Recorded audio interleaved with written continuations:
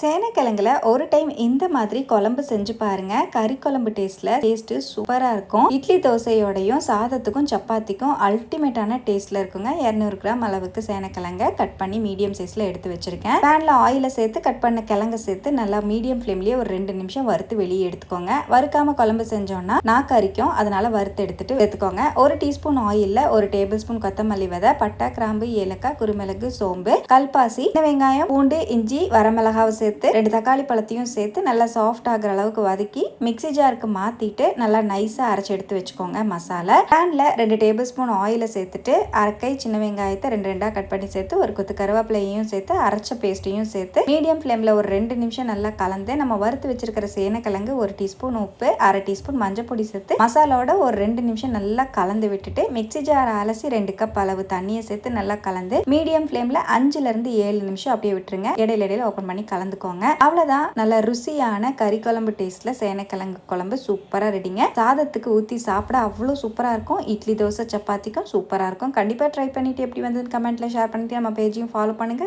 பாய்.